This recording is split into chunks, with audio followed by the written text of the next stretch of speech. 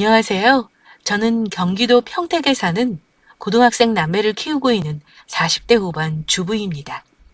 학습지 교사를 하다가 5년 전부터는 전업주부로 집에서 아이들 케어하고 살림하고 있어요. 아이들 한창 공부할 때라 뒷바라지하고 돈도 참 많이 들어가는데 저는 다행히 돈 걱정 없이 아이들 보내고 싶은 학원 보내면서 키우고 있네요. 저도 참 힘들게 아등바등 살 때가 있었습니다. 편하게만 사는 사람은 없죠. 시부모 수발에 육아에 돈 문제 등등. 저 또한 그랬고요. 우리 부부가 본의 아니게 집안의 장남 노릇을 하는 바람에 남편이랑 싸우기도 참 많이 싸웠고요. 사실 우리 집안 골칫덩이는 큰형님 내외입니다. 젊을 때는 그 집 때문에 골탕 먹고 자존심 상하고 안 보고 살 생각 할 정도로 일이 많았어요. 결국 지금은 손절하고 살고 있죠.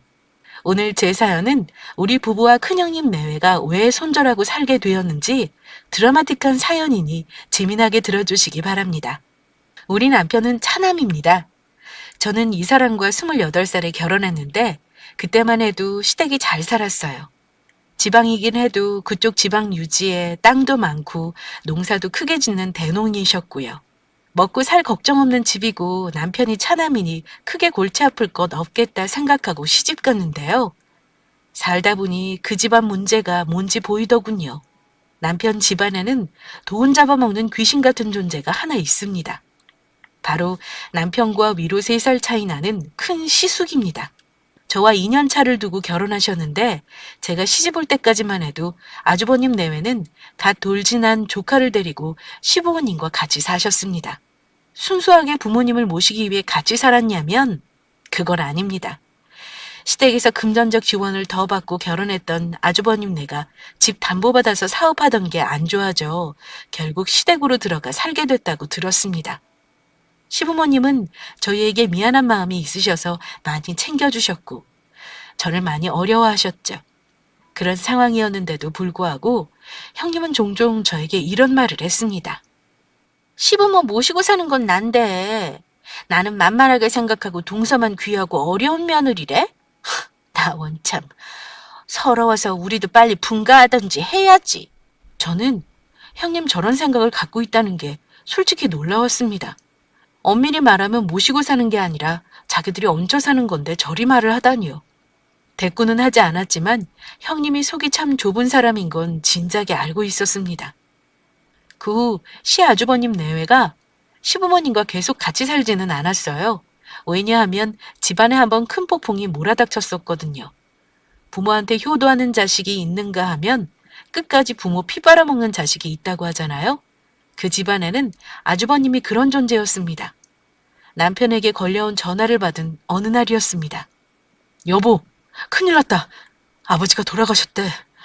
지금 빨리 내려가 봐야 하니까 애들하고 준비하고 있어. 갑자기 그게 무슨 소리야? 멀쩡하신 아버지가 갑자기 왜? 우리 부부는 갑작스레 아버지가 돌아가셨다는 연락을 받고 부랴부랴 본가로 내려갔습니다.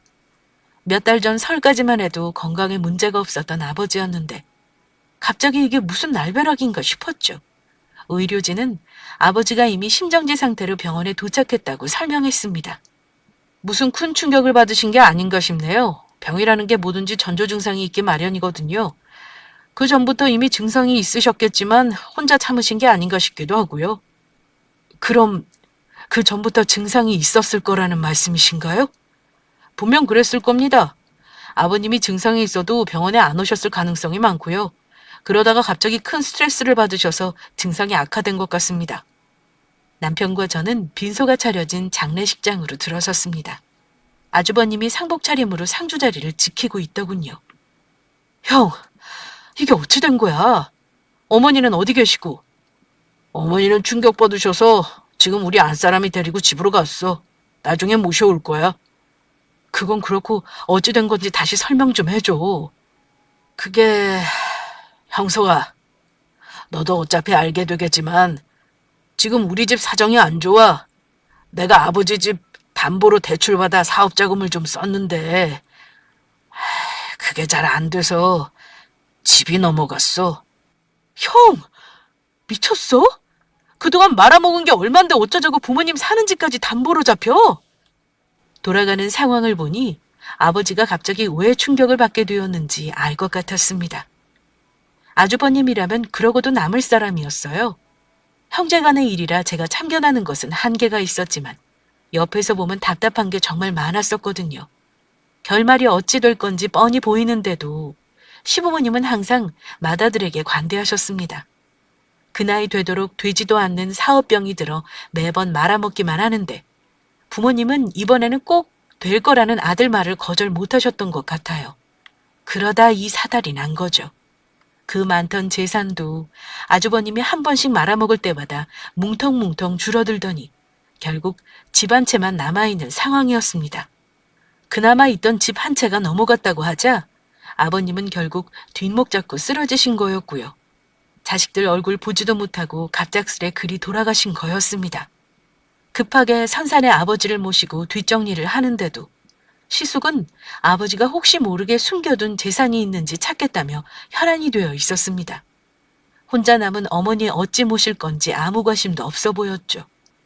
형님께 물었더니 예상했던 답변이 돌아왔고요. 형님, 어머니는 이제 어쩌죠? 혼자 저렇게 계시는데 걱정도 되고요. 형님네가 근처니까 혹시 당분간만이라도 모시는 건 생각해 보셨나요? 뭐 동서?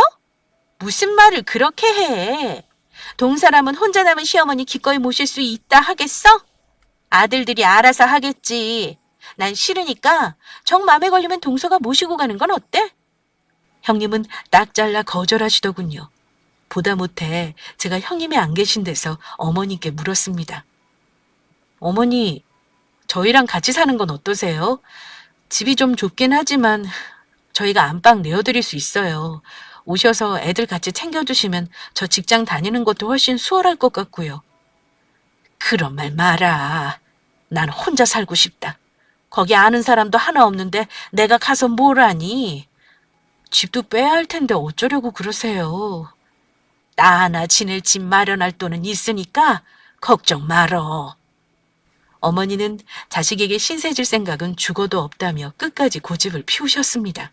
결국 우리 부부는 어머니 고집을 꺾지 못했고 어머니는 작은 농가주택을 하나 마련해 사시기로 했고요. 아버지가 남긴 재산은 재산이라 할 것도 없었습니다. 아주버님이 다 말아먹고 결국은 어머니 사실 작은 집 하나가 전부인 셈이었습니다. 가지고 있던 그 많던 땅도 아주버님이 사업한다고 해서 명의도 넘겨주신 걸로 알고 있었고요. 이미 다 처분했다고 들었습니다. 그런 상황에 아주버님은 남편에게 어머니 부양 책임까지 전가했습니다. 형서가, 너도 내 사정 알겠지만 내가 어머니 신경 쓸 수 있는 상황이 아니라서 말이야. 내가 연락할 때까지 어머니 좀 부탁할게. 형, 어머니 돌보는 거야 누구든 사정되는 사람이 하는 거라지만 더 이상 돈으로 사고치면 곤란해. 형이 다 털어먹고 겨우 어머니 계실 집 하나 건졌어. 그것만은 손대지 말아줘라. 야, 걱정하지 마. 형이 무슨 쓰레기인 줄 알아? 두고 봐. 내가 이번 사업 꼭 성공하면 그동안 부모님한테 빚진 거 갚을 테니까. 형, 제발 여기서 더 이상 뭘 하려고 하지 마. 그냥 적은 돈이라도 꼬박꼬박 나오는 월급쟁이를 하는 게 낫지 않겠어? 야, 내 나이에 누구 밑으로 들어가서 일을 하겠어. 넌 상관 말고 잠자코 있어. 그 후 혼자 계시는 시어머니를 돌봐드리는 건 우리 부부의 몫이었습니다. 매주는 내려가지는 못해도 한 달에 한두 번은 내려가 장도 봐드리고 청소도 해드리고 2년이 넘게 해드리는 동안 아주버님 내외를 본 건 손에 꼽을 정도였습니다. 그것도 아주버님 기일의 제사 때나 얼굴을 보는 정도였고요.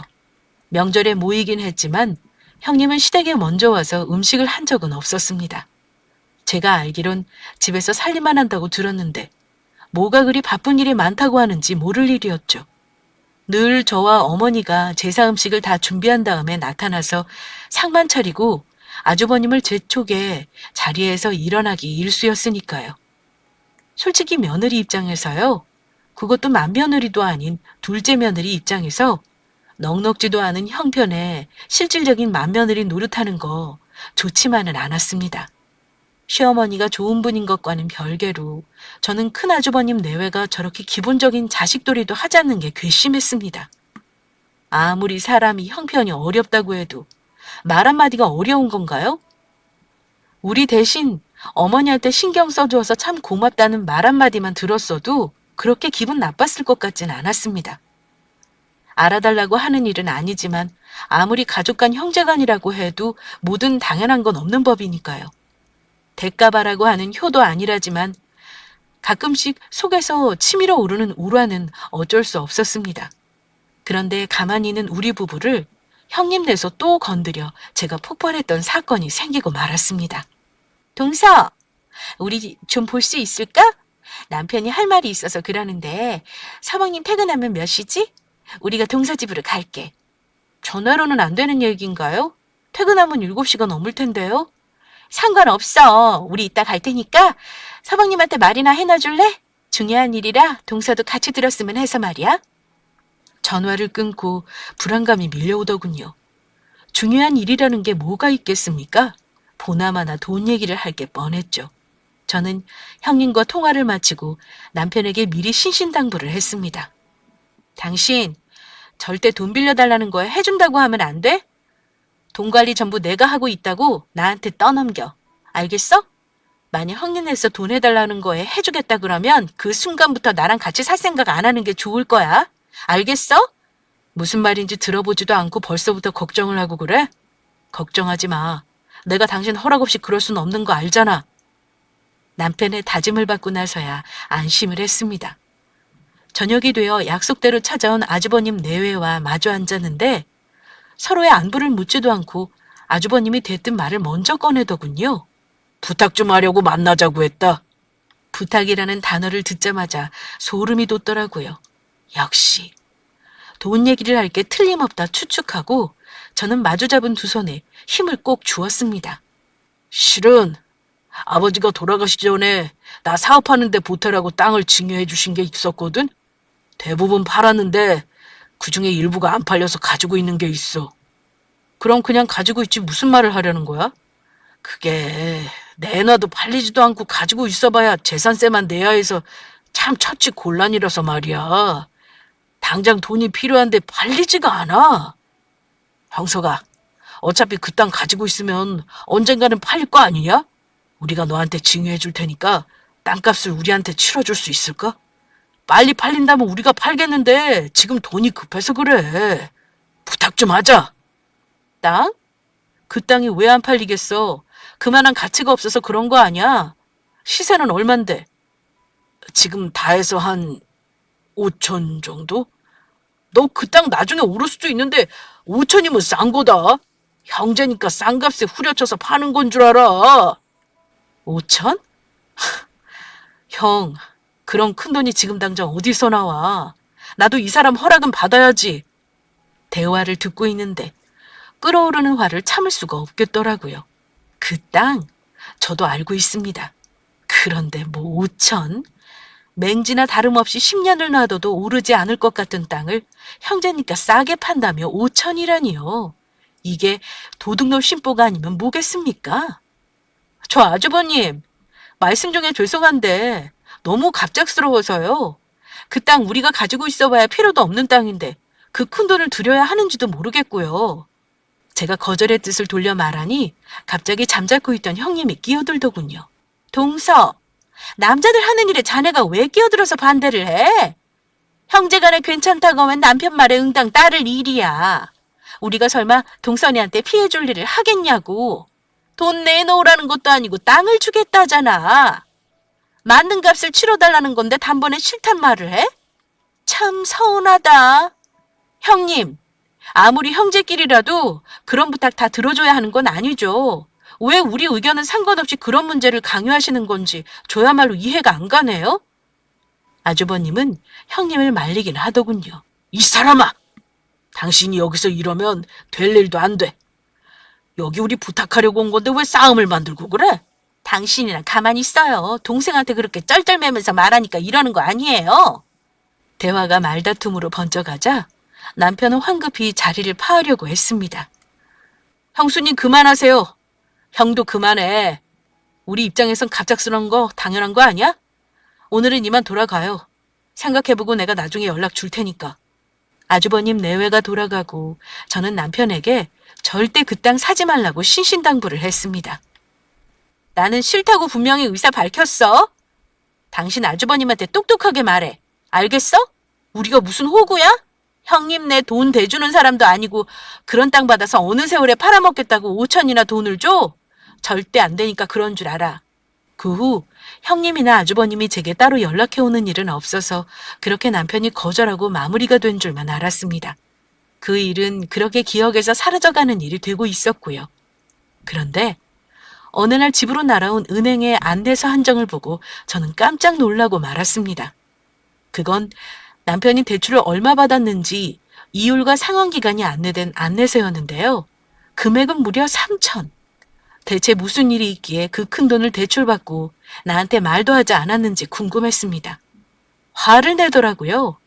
자초지종은 들어야 했기에 퇴근한 남편에게 물었죠. 당신 나 몰래 대출받았더라? 저는 은행에서 온 안내 우편을 남편 앞으로 내밀며 물었습니다. 남편은 움찔하는 듯 하더니 이내 털어놓을 생각으로 제게 앉아보라고 하더군요. 여보, 조금만 더 있다가 말하려고 했어. 계속 숨길 생각은 아니었으니까 화내지 말고 내 말 좀 들어주라. 그래. 일단 들어볼 테니 말해. 실은 지난번에 형이 말했던 땅 말이야. 저는 땅이라는 말을 듣자마자 도끼눈이 된 채 남편을 바라봤습니다. 그 땅 그냥 내가 받았어. 형이 힘들다고 죽겠다는데 어떻게 해. 우리 집 다녀가고 나서 며칠 있다 형이 혼자 우리 회사까지 찾아와서 만나자고 하더라고. 형수 없는 데서 말 들어보니 사정이 너무 딱한 거야.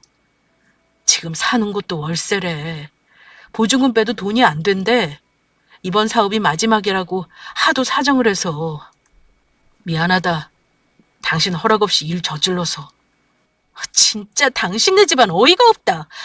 이미 저질러 놓고 미안하긴 뭐가 미안해. 당신 이렇게 호구짓을 자처하니까 당연한 줄 알지. 대체 돈은 어디서 났어? 돈 모자라서 대출 3천 받고 주식 2천 팔았어. 그 땅을 정말 5천 주고 받았다는 거야? 미쳤다. 미쳤어. 당신 진짜 형한테 눈탱이라도 맞아도 단단히 맞은 거야. 언제까지 그러고 살 거야? 이번이 마지막이야, 여보. 우리는 그래도 먹고 살만 하잖아. 형한테도 이제 2번 다시 나한테 돈 얘기하지 말라고 단단히 일러뒀으니까 이제는 그럴 일 없을 거야. 모르겠다, 나는. 한 번이 어렵지 2번째, 3번째는 쉬운 거 몰라? 부모님한테 손 벌려서 재산 다 털어먹고 이제는 동생한테 그러는 거 아니냐고. 나 몰래 일을 저질러버린 남편에게 너무 화가 났습니다. 노발대발 화를 내봤자 이미 엎질러진 물이었지만요. 이미 줘버린 돈 제가 가서 내놓으라고 할 수도 없는 거고요. 그러면서 남편이 이러더군요. 땅 등기만 하면 되는데 대신 이 땅은 당신 앞으로 해줄게. 그럼 됐지? 나 이번 한 번만 봐주는 거다. 아이고, 그 땅 뭐 얼마나 한다고. 화를 내봤자 어쩔 수 없다는 건 알지만 등기를 제 앞으로 해주겠다는 말에도 쉬이 마음이 가라앉지 않았습니다. 이번이 마지막이라고는 남편을 한번 믿어보기로 했습니다. 그리고 형님네는 정말 밉지만 조카가 불쌍하기도 했고요. 우리 애들과 3살 터울인 조카가 눈에 밟혀 저도 그냥 넘어가기로 큰 마음을 먹었죠. 그리고 나중에 등기권리증을 남편이 제게 주더군요. 당신 땅이니까 팔던지 묵히던지 마음대로 해. 당장 팔아도 괜찮다는 거지. 그럼 당신 대출받은 건 어쩌고? 3천이야 그냥 갚으면 되지 뭐가 걱정이야. 나 땅 판 돈 달란 말 안 할 테니까 구워 먹든 삶아 먹든 당신 맘대로 해. 저는 남편 말에 그래도 그 땅 얼마 나는지 알아는 보자 싶어 그 땅 공시지가를 조회해봤습니다. 그런데 공시지가를 보고 너무 놀라고 말았습니다. 평당 10만 원도 안 하는 아무 쓸모도 없는 땅, 다 해봤자 시세로 2천이나 되려나요? 저는 너무 화가 나서 남편에게 말했습니다. 내가 그럴 줄 알았지. 내가 말했지? 당신 형한테 눈탱이 맞은 거라고. 그 땅 얼마인 줄 알아? 그거 아무리 잘 받아봤자 다 해서 2천만 원밖에 안 하는 땅이더라. 그걸 5천을 주고 형한테 줘? 당신 알고 있는데 일부러 그런 거 아니니? 이게 자선 사업이 아니면 뭐야? 뭐? 여보, 나 진짜 몰랐어. 형이 시세가 그렇다길래 그런 줄만 알았지. 취등록세 내는 것도 그럼 더 낸 거 아니야? 정말 당신 형은 누굴 닮아 그렇게 사기꾼 기질이 있어? 다시는 상종도 하기 싫다. 어? 나도 진짜 몰랐어. 그럼 형이 웃돈 받아 나한테 팔았다는 거네? 기가 막히다 나도. 남편을 보아하니 정말 몰랐던 것 같긴 했습니다. 알았다면 대출까지 받아서 주진 않았겠죠. 그냥 2천만 주고받았어야 하는 땅을 3천이나 더 주고 형한테 산 호구가 바로 우리 남편이었습니다. 당장 내놓는다고 팔리지도 않는 땅, 뭐 하나 싶어 팔 생각도 접었습니다. 저는 등기권리증을 받아 깊은 곳에 처박아 놔 버렸습니다. 땅 잘못 사면 20년이 지나도 그 가격 그대로 하는데 어디선가 들은 말이 생각나자 속이 더 끓어오르더군요. 이깟 땅 처박아 놓고 없는 셈 치자. 저는 5천만 원 정말 어려운 불우이웃에게 기부했다 생각하자고 맘먹기로 했습니다. 아무리 마인드 컨트롤을 한다고 해도 가끔씩 불끈불끈 솟아오르는 화는 어쩔 수가 없지만요. 그 일이 있고 나서 저는 아주버님 내외를 평온한 마음으로 볼 수 있을 것 같지 않아 한동안 명절에 따로 내려갔습니다. 남편에게 전해 듣자니 망할 것 같던 형님은 사업이 잘 되고 있다고 하더라고요. 다행이었습니다. 또 망해서 가족들한테 피해를 주는 것보다 얼굴 안 보고 살더라도 사업이 잘 되는 쪽이 제가 마음이 편할 것 같았어요. 그놈의 사업이라도 잘 되어야 다른 식구를, 특히 우리 부부를 괴롭히지 않을 테니까요. 그 후 1년간은 아주버님 내외를 제가 피하기도 했고 마주친 적이 없었습니다. 앞으로도 가능하다면 계속 그렇게 지내고 싶었는데 어쩔 수 없이 볼 일이 생기긴 하더군요. 어머님 생신이라 어쩔 수 없이 1년 만에 보게 된 아주버님 내외는 행색은 전보다 나아 보였습니다. 일단 차를 고급 세단을 끌고 왔더군요. 아무리 다퉜어도 핏줄은 진한 게 맞는 건지 남편은 속도 없는지 형에게 아른 체를 했습니다. 형, 사업이 잘 되는가 봐. 좋은 차 끌고 왔네? 그럼 형 말이 맞지. 이번에는 내가 될 사업이라고 그랬잖냐. 너도 좋아 보인다. 애들도 많이 컸네. 아이고 재수씨, 그동안 잘 지내셨어요? 오랜만입니다. 아무 일 없다는 듯 인사를 하는 아주버님을 모른 척 할 수는 없으니 저도 인사는 했습니다. 네, 잘 지내셨어요? 형님도 그렇고 아주버님도 얼굴이 좋아 보이시네요. 다행이에요. 잘 지내시는 것 같아서요. 제 말 들은 형님이 갑자기 입을 삐죽거리며 이러시더군요. 뭐 우리가 얼마나 거지꼴이었길래 그런 말을 해? 동서 참말 기분 나쁘게 한다? 무슨 심수를 저렇게 부리는지 속으로 또 부하가 치밀었지만 참았습니다. 그 자리에서 형제끼리 다툴 수는 없는 노릇이잖아요. 시어머니는 오래간만에 형제들이 한자리에 모인 게 그저 좋으신 듯 했습니다. 아버지 돌아가시고 나서 이렇게 다 같이 모이는 게 얼마만이니? 내 걱정들 말고 니들 열심히 돈 벌어서 잘 살면 나는 그걸로 좋게. 그러니까 형제간에 우애 잃지 말고 각자 열심히들 살자. 앞으로는 큰애 너도 명절에 꼭 와라. 차례는 안 지내도 이렇게라도 가족들 얼굴 보고 살아야 하는 거다. 네, 어머니. 걱정 마세요. 앞으로는 저희도 명절에 올 테니까요. 자, 이거 받으세요, 어머니. 어머니 생신 축하드리는 용돈입니다. 웬일로 큰아주버님이 어머니 용돈까지 챙겨왔더군요. 곳간에서 인심난다더니 사람이 돈이 있으니까 베풀 줄도 알게 되는 건가 봅니다. 그런 아주버님 옆에서 형님은 뭐가 그렇게 못마땅한지 그저 얼굴을 찌푸리고 앉아 있었고요. 명절 때 시댁에 오는 게 싫은 건지 아니면 남편이 어머니한테 용돈을 주는 게 싫은 건지 알 수 없었죠. 달라진 건 없었습니다. 그 뒤로도 혼자 계신 어머니를 챙기는 건 저와 남편의 몫이었고 형님네는 늘 그랬듯 거의 어머니를 들여다보지 않았습니다. 그래도 명절에는 숙제하듯이 꼬박꼬박 찾아오긴 하더라고요. 그러다가 설날을 앞두고 있던 어느 날 형님한테 전화가 왔습니다. 동서, 혹시 설에 언제 시댁에 갈 거야? 결혼할 때부터 지금까지 항상 저는 명절 때면 항상 시댁의 명절 전에 갔습니다. 그러고 나서 친정에 갔고요. 친정에 늦게 가지도 않아요. 명절 전날에 점심 먹고 시댁 가서 음식 먹고 하루 자고 명절 당일에 차례 지내고 아침 먹고 적당히 정리하고 바로 친정 갑니다. 그걸 모를 리 없는 형님이 그렇게 묻는 게 좀 이상했지만 의도는 뻔했습니다. 미리 와서 일하는 게 싫다는 거죠. 형님, 저는 설 전날 미리 가려고요. 형님은 일 있으면 그냥 당일에 오셔요. 식구들 없어서 크게 할 일도 없는데요, 뭘. 그래? 그럼 설날 아침에 갈게. 동서도 그렇고 종년처럼 일만 하지 말고 이번엔 친정부터 먼저 가지 그래? 왜 자기 목소리도 못 내고 그렇게 살아? 맞벌이도 하면서. 이러시는데 엄청 당황했습니다. 저는 시댁에 불만도 없고 본인이 시댁에 불만이 있다면 있는 거지 저까지 끌어들이며 같이 욕하는 건 좀 아니다 싶어 한마디 했습니다. 형님, 그동안 보셨으니 아시겠지만 어머니가 시집살이 시키시는 분도 아니고 저는 별로 힘들지 않아요. 그러니까 앞으로는 그런 말씀 하지 마세요. 일 있으면 일 보시고 천천히 오시고요. 했는데 전화기 너머였지만 좀 당황하는 듯 느꼈습니다. 그랬더니 그냥 저 레파토리 반복이더라고요. 애들도 있는데 힘들진 않냐면서 이제는 시댁에서 자기 목소리 좀 내라면서요.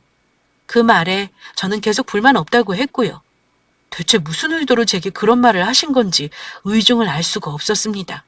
그리고 설날이 되어 가족이 모였는데 형님네는 설날 당일 아침에 차례상 딱 차려놓고 있으니 집에 들어섰고요.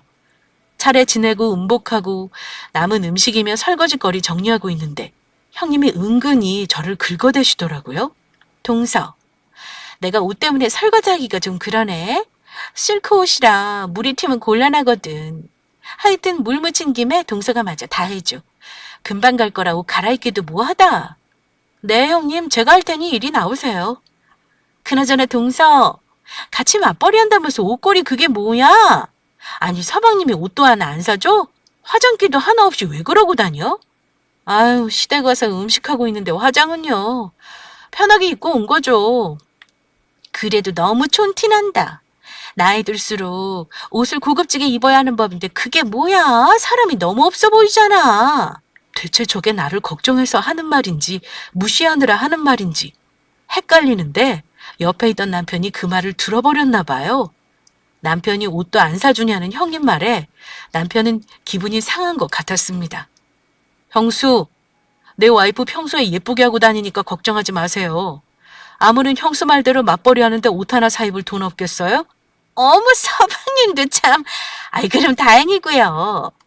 근데 동서 차림이 저렇게 추리하니 저도 걱정돼서 한 말이에요. 돈을 벌면 버는 만큼 쓸 줄도 알아야죠. 그렇게 아끼기만 한다고 부자 되는 거 아니잖아요? 버는 만큼 자기한테도 투자를 좀 하라는 뜻으로 얘기한 거예요. 그 말을 들은 남편이 한 번 더 발끈했습니다. 저희는 그렇게 여유롭지가 않아서요. 둘 다 월급쟁이에 애가 둘인데 자기한테 무슨 투자를 얼마나 할 수 있겠어요. 형수님은 돈 많이 버신다니까 그렇게 투자하시고요. 이 사람한테 쓸데없는 말 하지 마세요. 어머, 서방님 무슨 말을 그렇게 서운하게 해요. 내가 무슨 쓸데없는 말을 했다고 그러세요. 솔직히 형수님네 사업 잘 된다고 우리 애들 용돈 한번 챙겨주신 적 있어요? 명절마다 우리 와이프는 형수네한테 용돈이며 선물이며 챙기는데 매번 받기만 하시잖아요.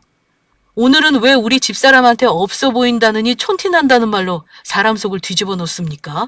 막말로 형수네 사업이기 극복한 게 우리가 그 땅 5천에 사준 덕 아니에요? 뭐라고요? 아니 동서도 그렇게 생각하는 거야? 언성이 높아져서 저는 남편을 말릴 참이었습니다.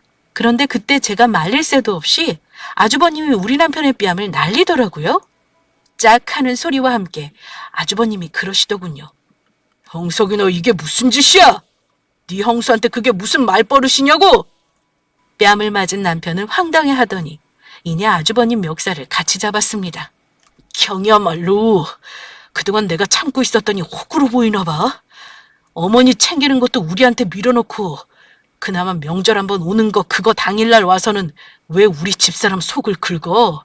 이럴 거면 우리 이제 보고 살지 말자고. 뭐 이 자식이? 네가 원하는 게 그거냐? 좋아, 보고 살지 말자. 앞으로 명절이고 뭐고 우린 안 와. 각자 잘 살아보자. 아주버님은 남편이 잡은 멱살을 뿌리치고 형님과 조카를 데리고 가버렸습니다. 그리고 그 후로는 형님 내외와 연락을 아예 끊어버리고 10년을 살았습니다. 그리고 작년에 어머님이 돌아가시는 바람에 얼굴 한번 본 게 다였습니다. 장례 치르는 동안 아주버님만 상주로 있고 형님은 아예 코빼기도 비추지 않았고요.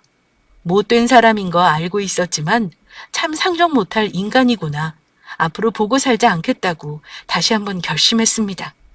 그런데 정말 생각지도 못한 일이 우리 가족에게 일어나게 되었습니다. 정말 황당하게도 형님네서 우리 부부에게 10년 만에 연락이 왔습니다. 남편이 그러더군요. 중요한 일이라며 만나기로 했다고요. 저는 분명 무슨 꿍꿍이가 있다 생각했고 혼자 만나지 말고 같이 만나자고 했죠.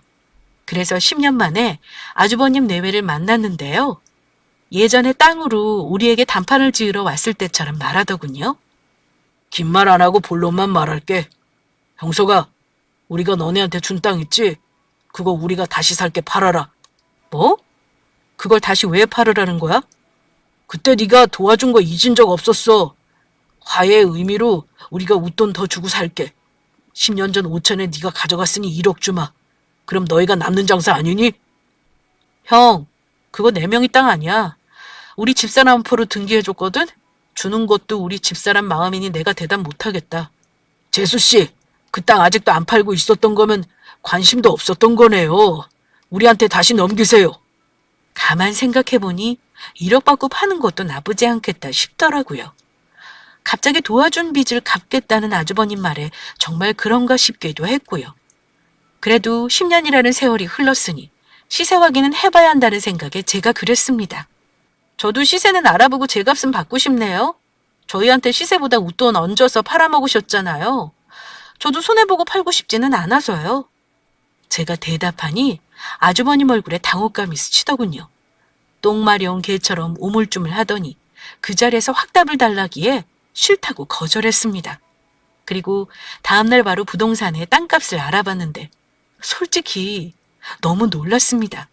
그동안 그 땅의 존재를 아예 잊고 살았는데 그 지역에 개발 호재가 있어서 제 땅이 무려 100배가 올라 지금은 20억이나 한다는 겁니다. 네? 20억이요? 그 땅이요? 네, 사모님. 혹시 땅 파실 건가요? 지금 내놓으시면 금방 팔려요. 사려는 사람들 줄 섰거든요. 아니요. 지금은 안 팔게요. 그냥 보상받는 게 낫겠죠. 어쨌든 감사합니다. 남편에게 말하니 그 반응은 아주 그날 어깨춤까지 추면서 신나게 집에서 술까지 마시고 파티했습니다. 여보, 아주버님 말이야. 혹시 그 개발 호재 알고 우리한테 땅 다시 팔라는 것 같아. 갑자기 나타나서 그러는 거 딱 그거지 싶어. 내 생각도 그래. 걱정 마. 이미 우리 앞으로 등기 다 된 건데 형님이 그 땅 다시 가져갈 명분 없으니까 그냥 전처럼 연락 끊고 살 거야. 글쎄, 아주버님이랑 형님이 과연 가만히 있을까? 걱정대로 그날 이후 아주버님 내외는 땅 문제로 저와 남편을 괴롭혔습니다. 전화해서 땅을 팔라 조르는가 하면 심지어 형님은 제게 악다구니를 쓰기까지 했습니다. 뭐에 쫓기고 있는 건지 무슨 돈 내놓으라는 소리까지 하면서요. 동서, 그 땅 원래 우리 거야. 안 돌려주면 우리 소송해서라도 받아낼 거야. 우리한테 되돌려주기 싫으면 그 땅 팔아서 우리 몫을 주던가. 형님, 저희한테 그 땅 팔아넘기려고 사기까지 쳤으면서 지금 와서 내놓으라는 게 말이 된다고 생각하세요? 억지 부리지 마세요. 자꾸 이러시면 우리도 법적으로 할 겁니다. 시달리는 게 너무 힘들어 더 이상 안 되겠더라고요. 남편에게 말해서 단판을 지으라 했습니다. 결국 남편은 고심 끝에 형님 내외를 변호사 사무실로 불렀습니다. 우리 부부는 미리 변호사에게 이 일로 상담을 받았고요. 그 땅은 상속이 아니라 형제끼리 증여가 된 것이기 때문에 땅이 올랐다고 해서 형님과 재산을 나눠 가져야 할 이유가 없다고 했습니다. 사무장이 설명을 하는데도 불구하고 형님은 그 사실을 인정하지 않고 펄펄 날뛰더군요. 그런 게 어딨어. 법이 무슨 소용이야. 원래 우리 거였고 그렇게 헐값에 줬는데 올랐으면 당연히 형이랑 나눠야지. 안 그래? 그래도 동생이 주겠다는 맘만 먹으면 줄 수 있는 거야. 형님이 말도 안 되는 소리를 하니 옆에 있던 사무장이 그러더군요. 하지만 동생 쪽에서 줘야 할 의무는 없습니다. 물론 가족 간의 재산을 나누고 싶다고 한다면야 가능하겠지만 문제는 소유자가 그럴 의사가 없다는데 이렇게 강제로 내놓으라 하는 건 잘못이라는 거죠. 법적으로 이 땅은 이댁 사모님 소유니까요. 게다가 10년 전에 땅 파실 때는 시세보다 더 받고 파셨던데요. 형님은 앙칼진 목소리로 소리를 지르더군요. 법이요? 법으로 하면 그 땅 우리 거죠. 엄연히 아버님이 우리한테 주신 거고 그걸 우린 헛값에 넘긴 거고요. 이쪽에서 부당하게 이득을 보고 있는 거라고요. 부당이득 반환인지 뭔지 그 소송 안 되나요? 소송해서라도 가져와야겠네요. 사무장님은 막무가내인 그 부부를 보고 고개를 저으시더군요. 남편은 소송을 하든지 마음대로 해. 우리는 형한테 이 땅 줄 생각 없어. 법적으로 아무 문제 없다는 거 들었지? 앞으로 이 일로 나나 우리 집사람 괴롭히면 10년 전에 나한테 사기친 거랑 지금 억지 부리는 거로 둘 다 고소해버릴 테니까 그렇게 알고 돌아가. 다신 우리 눈앞에 나타나지 말고 꺼져! 남편이 강하게 나오니 갑자기 아주버님이 꼬리를 내리더라고요. 형서가, 너 형제끼리 안 보고 살 거야? 너 임마 내가 지금 힘들게 사는 거 모르는구나. 그럼 그 땅 팔아서 조금만 도와줘. 그럼 다시는 니들 앞에 안 나타날게. 아마 아주버님 사업이 또 힘든가 보다 짐작이 가더군요. 이제는 넌덜머리가 날 지경이었습니다. 더 이상 속기도 싫고 앞으로 소식도 듣기 싫었고요. 저는 아무 말 없이 나와 집으로 와버렸습니다. 뒷수습은 남편에게 맡겨놓고요. 이제는 그쪽 집안을 상대하는 게 피곤했습니다. 나중에 집에 온 남편이 그러더군요. 형 사업이 망하기 일보 직전이라면서요. 아마 자금이 급한데 저한테 돈 빌릴 생각하다가 땅이 올랐다는 걸 알게 되었나 봐요. 등기를 보니 제 이름으로 되어 있는 거 보고 찾아왔겠다 싶었습니다. 나 다시는 당신의 형 보고 싶지 않아. 그렇게 해줘. 당신 맘 약해져도 난 아니야. 이번에는 절대 못 참아. 그래, 걱정 마. 나도 그럴 생각 없으니까. 그나저나 여보, 우리 이제 진짜 부자야. 그러게. 나 아직 안 믿기지 뭐야? 열심히 사니까 아버님 어머님이 우리한테 복 내려주신 거 아닐까? 저와 남편은 마주보며 웃었습니다. 그 후 결국 아주버님과 손절하고 지금까지 지내고 있어요. 저희는 몇 년 후 그 땅 보상금 받고 여유롭게 아이들 키우며 집도 대출 없이 샀고요. 저는 말씀드렸듯 학습지 교사 일도 그만뒀습니다. 결국 형님네는 잘 되던 사업이 크게 망했다고 하네요. 도움받을 친정도 없어서 월세를 전전하고 산다고 먼 친척을 통해 전해 듣기만 했습니다. 자기 꾀에 자기가 넘어간 꼴이 아니고 뭐겠습니까? 그런 식으로 머리 굴리고 살면 언젠가는 그렇게 된통당하는 게 세상 돌아가는 법칙인데 말입니다. 다행히 우리 남편에게 연락은 더 이상 없네요. 불쌍하고 뭐고 앞으로는 그냥 도와줄 생각 없고요. 그냥 이대로 살 생각입니다. 매정하다고 하셔도 아직은 제 생각이 그러네요. 가족이라도 서로 기본도리는 하고 살아야 한다는 게 제 생각이고요. 그거 모르는 형님네랑은 가족으로도 지낼 생각 없습니다. 제 사연 어떠셨나요? 추석이 지나고 나면 시월드에 대한 사연이 엄청 많아질 것 같은데요. 제 사연도 막대 먹은 시월드 가족에게 시원하게 복수한 사연이니 들으시는 애청자분들 마음이 조금이나마 후련하셨으면 합니다. 긴 얘기 들어주셔서 감사합니다.